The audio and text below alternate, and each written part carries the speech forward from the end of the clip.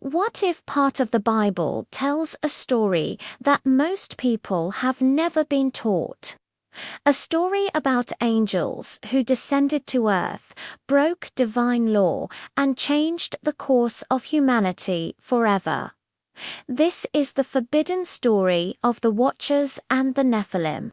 You've probably heard the Bible briefly mention giants who lived before the Great Flood, but it never really explains who they were, where they came from, or what happened to them.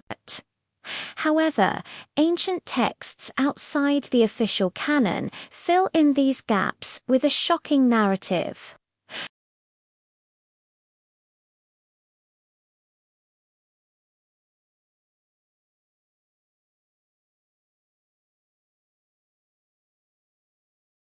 So, why is this story barely mentioned today? Why were these beings seemingly erased from official teachings, leaving only cryptic clues behind? Let's uncover the forbidden history hidden between the lines.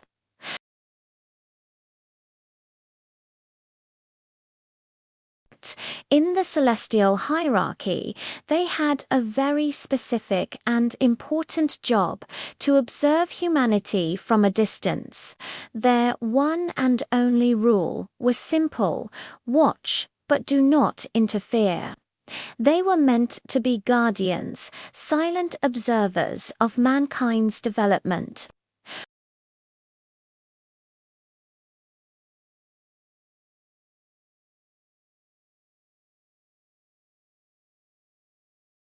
A group of 200 of them, led by an angel named Semyaza, grew to desire human women.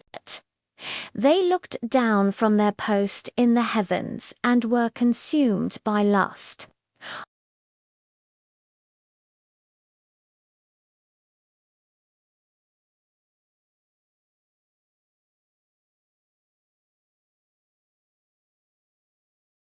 This single decision, this descent to earth, marked one of the greatest acts of cosmic disobedience in biblical tradition, a rebellion that would unleash chaos upon the world. They knowingly chose to abandon their sacred duty for earthly pleasure, setting in motion a chain of events that would corrupt all of creation.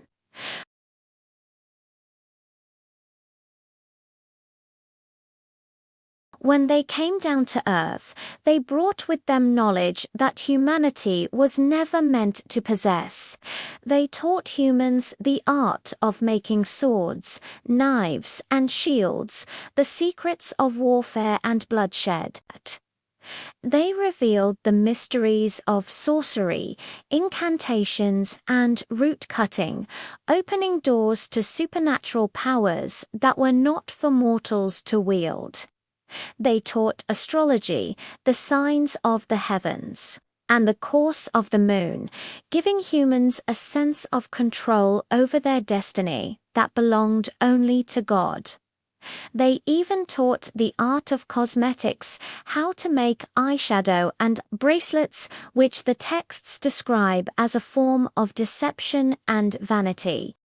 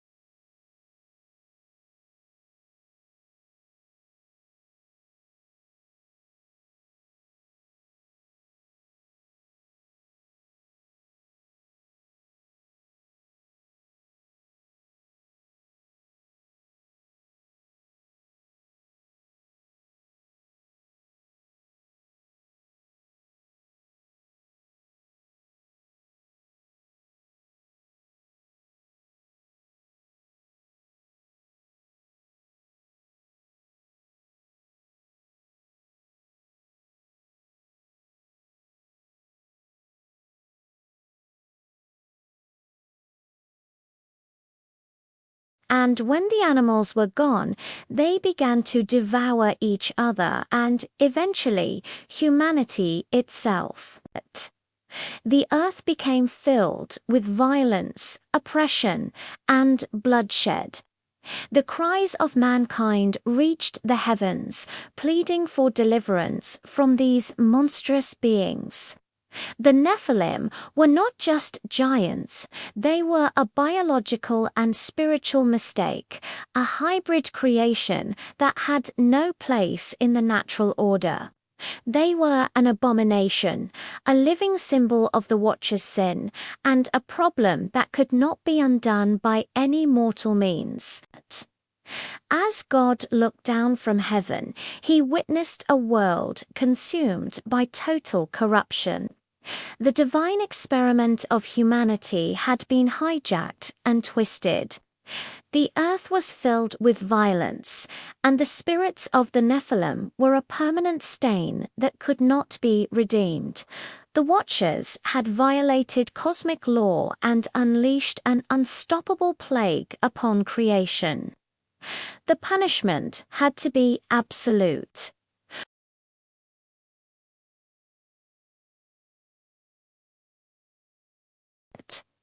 They were bound in chains and cast into a place of total darkness, imprisoned deep within the earth to await their final judgment. The Nephilim, their giant offspring, were destroyed. Their physical bodies were wiped from the earth, and their disembodied spirits were condemned to roam the planet as malevolent forces until the end of time. And to cleanse the world of their influence and the corruption they had spread, God unleashed the Great Flood. The flood wasn't just a punishment for humanity's wickedness. It was a containment protocol. It was a cosmic reset button designed to wash away the genetic and spiritual contamination of the Watchers and the Nephilim, allowing humanity to start anew with Noah and his family. This brings us to the most disturbing question of all. If this epic story was so well known in ancient times, why is it almost completely absent from our modern Bibles and Sunday school lessons? The Book of Enoch, which details this entire saga, was once widely read and respected by early Jews and Christians. But over time, it was systematically removed from most biblical canons. Why? Some scholars believe the story of angelic rebellion and divine human hybrids challenged the neatly organized theology that religious leaders wanted to promote. It raised uncomfortable questions about the nature of sin, the power of angels, and God's control over his own creation. Others suggest the story was simply too strange, too mythological, and too uncomfortable to preserve in a faith that was trying to establish itself as rational and monotheistic.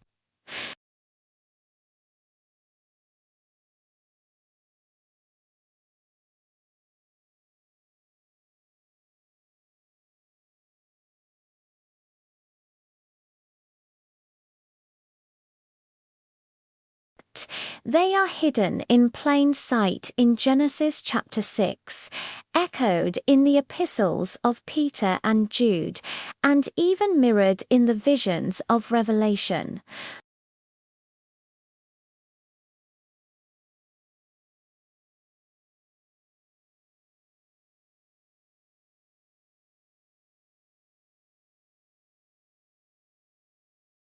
Or were they a real, historical threat that was deliberately erased from our collective memory? The physical evidence for giants is debated, but the textual evidence is undeniable.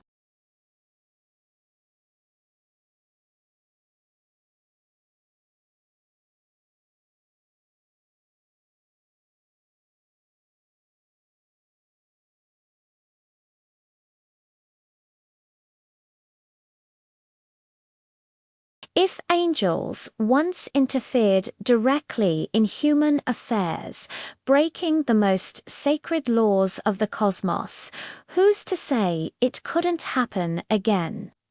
The Bible may not give us the full story of the Watchers and the Net, but sometimes the story that is so conspicuously absentees the loudest clue of all, because some truths are not forgotten, they are hidden.